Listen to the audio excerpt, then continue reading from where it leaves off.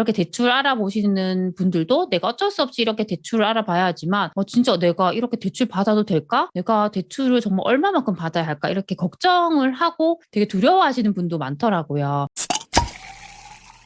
안녕하세요. 세비트입니다. 최근에 제 지인분이 저에게 이런 질문을 하셨어요. 세비트님, 대출은 어디 가서 받아야 되고, 어떻게 받아야 돼요? 이렇게 질문하시더라고요. 그분 같은 경우는 이 집이 한 채가 있는데, 다른 곳으로 이제 갈아타기를 하고 싶으신가 봐요. 대출을 한 번도 안 받아보셨다고 하더라고요. 그래서 이런 대출을 어떻게 하면 받을 수 있는지 궁금해 하셔가지고, 오늘 좀 상세하게 말씀을 드리려고 합니다. 우선은 저희가 가장 일반적으로 하는 방법은 직접 은행에 가서 대출 담당자분과 이렇게 상담을 하는 거거든요. 근데 이때 좀 제 경험을 말씀드리면 저는 주거래은행 같은 경우에 좀 대출에 있어서 금리라든지 한도라든지 그런 혜택이 많을 거라 생각했거든요. 근데 이게 은행마다 차이는 있을 수 있는데 제 경험으로 미뤄서 이렇게 말씀을 드리면 또 꼭 그런 것만은 아니더라고요. 그래서 처음에 저도 이렇게 주거래은행에 가서 상담을 받았는데 제 생각보다 조건이 좋지가 않았거든요. 그래서 저는 제가 잘 거래하지 않는 은행에 가서 이렇게 상담을 받았어요. 그곳은 1금융권이었어요. 저희가 1금융권이라고 하면 보통 농협이나 우리은행, 국민은행, 하나은행 이런 저희가 잘 알고 있는 그런 은행이거든요. 거기에 있는 직원분과 이야기를 하다 보니까 훨씬 금리도 낮고 한도도 많이 되더라고요. 그래서 이 부분은 좀 더 내가 발품을 팔아야 한다는 생각으로 접근하시면 좋을 것 같아요. 그리고 은행에서 이렇게 조건을 좀 제시해 주시거든요. 그런 조건에만 좀 잘 맞춰드리면 한도도 잘 나오고 하는 것 같더라고요. 그렇게 하시는 방법도 있고 아니면 대출 상담사를 이용하시는 방법도 있습니다. 대출 상담사가 뭐냐면 은행에서 따로 이런 상담사와 연계를 해서 대출 상품을 이렇게 판매를 하시더라고요. 대출 상담사 같은 경우는 내가 만약에 살려고 하는 아파트가 있으면 그 인근에 있는 부동산을 여쭤보시면 연락처를 알려주시거든요. 보통 1금융권, 2금융권 모두 알려주시는데 여기서 2금융권이 또 뭐냐면 저희가 보통 뭐 삼성생명, 삼성화재와 같은 그런 보험회사에서도 대출이 되거든요. 그래서 그런 곳을 저희가 2금융권이라고 하거든요. 그래서 일단은 유선상으로 이렇게 전화를 해서 내 자격을 이렇게 말씀드리면 대략적인 뭐 한도, 금리를 다 알려주시거든요. 저는 대출 상담사분을 활용하는 게 정말 편하더라고요. 그래서 전화로 일단 1금융권에 있는 은행들도 전화해보고 2금융권에 있는 은행에도 이렇게 전화를 해보면서 뭐 내가 대출이 얼마만큼 가능한지 저는 이렇게 알아보고 있거든요. 그런데 주로 이렇게 대출 상담사분을 활용하게 되면 이분들이 뭐 주택담보대출이나 뭐 전세자금 대출 이런 것을 상담을 많이 해주시더라고요. 그런데 보면 조건 같은 경우에는 2금융권이 좀 더 저는 좋았어요. 특히나 이게 중도 상환 수수료에 대한 부분이었거든요. 중도 상환 수수료가 뭐냐면 거의 보면 내가 대출을 받았는데 3년 안에 내가 갚게 되면 중도에 상환하는 거기 때문에 거기에 대한 수수료가 붙거든요. 이게 생각보다 많이 나와요. 그런데 2금융권에 있는 대출 상품 같은 경우에는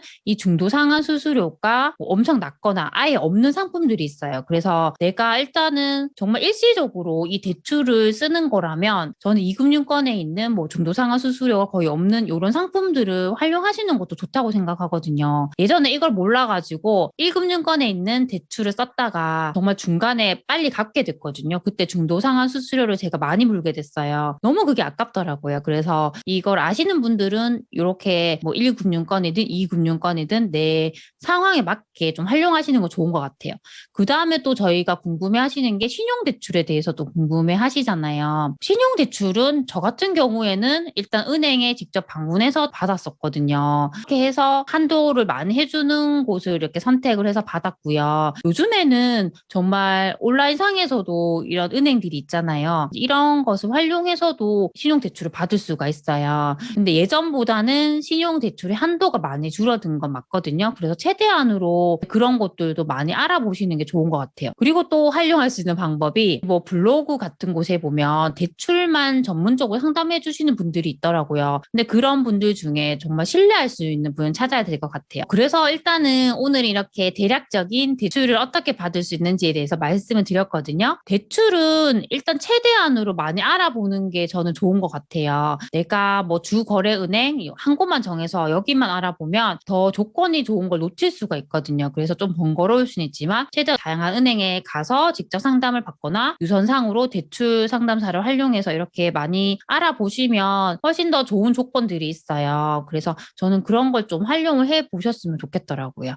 그리고 대출 받는 것을 일단은 두려워하진 않으셨으면 좋겠어요. 이렇게 대출 알아보시는 분들도 내가 어쩔 수 없이 이렇게 대출을 알아봐야 하지만 진짜 내가 이렇게 대출 받아도 될까? 내가 대출을 정말 얼마만큼 받아야 할까? 이렇게 걱정을 하고 되게 두려워하시는 분도 많더라고요. 근데 대출이라는 건 제가 항상 말씀드리지만 내가 어떻게 활용하느냐에 따라서 정말 내 편이 될 수도 있고 정말 적이 될 수도 있어요. 가장 중요한 건 내가 이 대출금을 잘 감당할 수 있는가? 그것만 잘 생각하시면 되거든요. 그래서 내가 매달 나가야 하는 이 대출금과 이자를 꼬박꼬박 잘 낼 수 있으면 충분히 이걸 활용해서 더 좋은 집으로 갈아타기를 할 수가 있잖아요. 그래서 그런 관점에서 저는 보셨으면 좋겠습니다. 그리고 이렇게 대출을 받는 분들에게 제가 하나 말씀드릴 게 있는데요. 그게 뭐냐면 우리가 대출을 받을 때 빨리 내가 이 대출금을 갚아야지 이렇게 생각하는 분들이 되게 많거든요. 저도 처음에 대출 받을 때 5년 안에 제가 갚겠다고 하고 진짜 5년 안에 대출을 다 갚아버렸거든요.